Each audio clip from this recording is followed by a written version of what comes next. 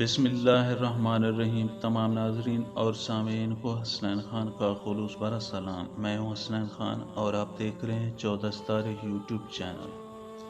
معزز دوستو، اس ویڈیو کا پہلا حصہ ہم اس سے پہلے والی ویڈیو میں بیان کر چکے ہیں اور اب اس کا دوسرا حصہ آپ کی خدمت میں پیش کر رہے ہیں۔ حضرت امام بری سرکار رحمۃ اللہ علیہ جن دنوں ندی نیلا میں چلا کشی کر رہے تھے، اتنے کمزور ہو چکے تھے کہ کچھ کھا پی ہی نہیں سکتے تھے۔ گوجر قوم کا ایک عقیدت مند روزانہ آپ کو دودھ دینے کے لیے آتا تھا۔ جس بھینس کا دودھ وہ گوجر آپ کے پاس لاتا وہ چند دنوں میں مر جاتی۔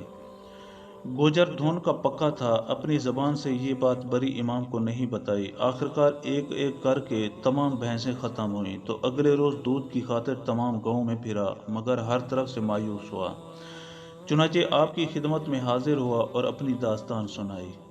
آپ مسکرائے اور فرمایا کہ جاؤ، ندی کے کنارے چلتے جاؤ اور اپنی بھینسوں کے نام پکارتے جاؤ، سب تمہارے پیچھے پیچھے چلی آئیں گی، مگر خیال رکھنا کہ پیچھے مڑ کر نہ دیکھنا۔ چنانچہ اس گوجر نے ایسا ہی کیا۔ جب آخری بھینس کا نام لیا جو کہ ندی سے نکل رہی تھی تو گوجر نے پیچھے مڑ کر دیکھ لیا، بھینس اسی جگہ پتھر کی بن گئی۔ گوجر پہلے تو پریشان ہوا، مگر باقی بھینسوں کو دیکھ کر خوشی خوشی گھر چلا آیا۔ ایک روز آپ رحمۃ اللہ علیہ نور پور شاہاں کے جنگل میں ایک سوکھے درخت کے نیچے عبادت الہی میں مصروف تھے کہ غیر مسلموں کا ایک گروہ وسیع ساز و سامان سے لدا پھندا آپ کے قریب سے گزرا۔ آپ نے ان سے پوچھا کہ آپ لوگ کہاں جا رہے ہیں؟ انہوں نے کہا کہ ہم اپنے گناہوں کو دھونے کے لیے دریا میں نہانے کے لیے جا رہے ہیں۔ حضرت امام بری رحمۃ اللہ علیہ نے فرمایا کہ انسانوں کے گناہ دریاؤں میں نہانے سے نہیں دھلتے، بلکہ یہ گناہ عبادت الہی اور اعمال صالح سے جھڑتے ہیں۔ اس پر ان میں سے ایک آدمی نے کہا کہ اگر آپ کی بات درست ہوتی تو آپ جو یہاں سالہ سال سے عبادت الہی میں مصروف ہیں، اس کا کچھ تو اثر ظاہر ہوتا، کم از کم اتنا ہی ہو جاتا کہ جس درخت کے نیچے بیٹھ کر آپ عبادت کر رہے ہیں وہی سرسبز و شاداب ہو جاتا، تاکہ آپ سکون سے عبادت تو کر سکتے۔ بارش، دھوپ اور دوسری موسمی سختیوں سے آپ عبادت کرتے ہوئے محفوظ رہتے۔ یہ بات سن کر حضرت امام بری رحمۃ اللہ علیہ نے فرمایا کہ اس کے قبضہ قدرت میں تو سب کچھ ہے، ہم نے تو اس سے کچھ مانگا ہی نہیں۔ اس کے بعد آپ نے درخت کی طرف رخ کر کے دعا کے لیے ہاتھ اٹھا دیے اور دیکھتے ہی دیکھتے درخت سرسبز و شاداب ہو گیا۔ ان لوگوں نے جب یہ دیکھا تو اس قدر متاثر ہوئے کہ اسی وقت سارا گروہ آپ کے ہاتھ پر مسلمان ہو کر آپ کے حلقہ ارادت میں شامل ہو گیا۔ سید عبداللطیف کاظمی رحمۃ اللہ علیہ ایک بار پتھر پر بیٹھے اللہ کا ذکر کر رہے تھے کہ اس علاقے سے بادشاہ وقت اورنگزیب عالمگیر کا اپنی فوج کے ساتھ گزر ہوا۔ رات ہونے کی وجہ سے اورنگزیب عالمگیر نے فوج کو پڑاؤ کا حکم دیا اور کھانے کی تیاری کا حکم بھی دیا۔ جب کھانا تیار ہوا تو اورنگزیب عالمگیر نے حکم دیا کہ علاقے کے عوام کو بھی کھانے میں شرکت کی دعوت دی جائے۔ لوگ کھانے کے لیے آ گئے اور کھانا شروع کر دیا گیا۔ اس اثنا میں چند سپاہی اورنگزیب عالمگیر کے پاس حاضر ہوئے اور شکایت لگاتے ہوئے کہا کہ ایک شخص نے آپ کا حکم ماننے سے انکار کر دیا ہے۔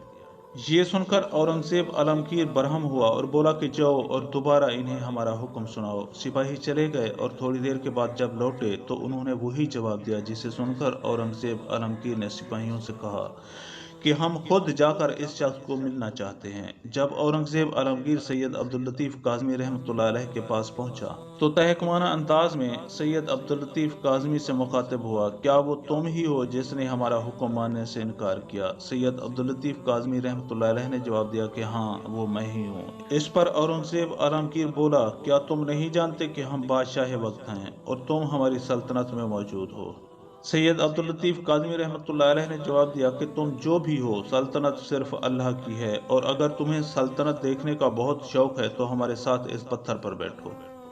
جب اورنگزیب عالمگیر اس پتھر پر بیٹھا تو اسے اپنے چاروں طرف ہیرے جواہرات سے بنا دربار نظر آیا، اور وہ پتھر جس پر سید عبداللطیف کاظمی رحمۃ اللہ علیہ بیٹھے تھے وہ ایک بہت خوبصورت تخت کی صورت میں نظر آیا۔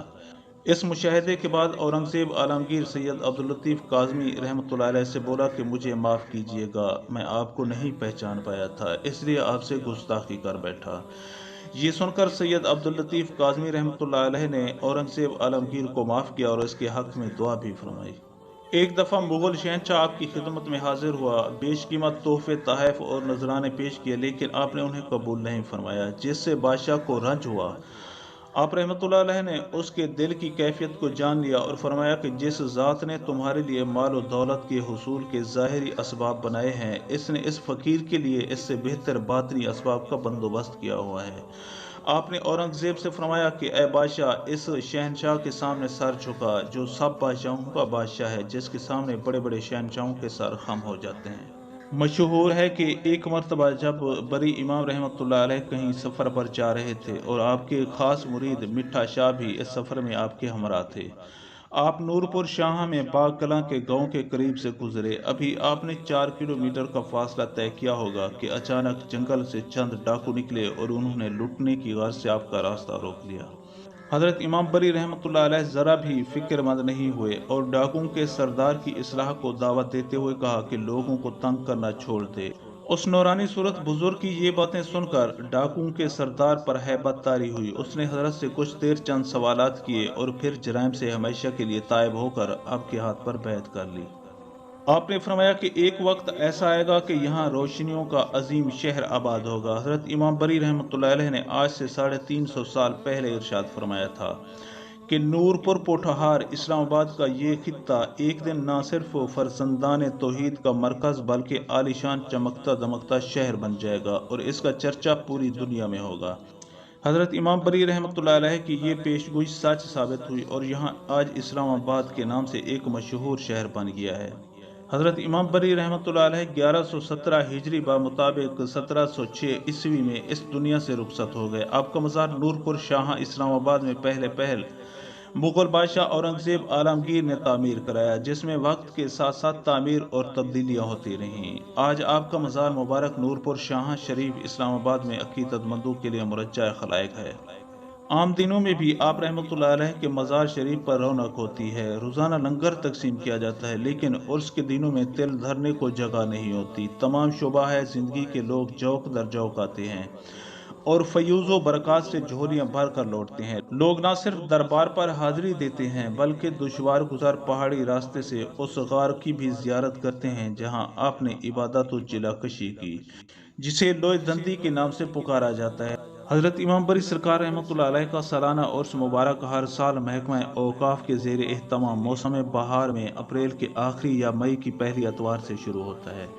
5 रोज़ तक उर्स शरीफ की तकरीबात जारी रहती हैं। पाकिस्तान भर से लोग काफ़िलों की सूरत में हाज़िरी देते हैं। जुमेरात बाद नमाज असर पर उर्स शरीफ की तकरीबात इख्तिताम पसीर होती हैं।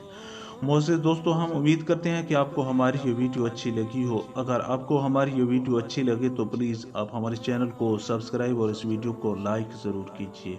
अब हमें अपनी अगली वीडियो तक के लिए इजाज़त दीजिए। अगर ज़िंदगी रही तो हम मिलेंगे अपनी नई वीडियो में। तब तक के लिए खुदा हाफिज़।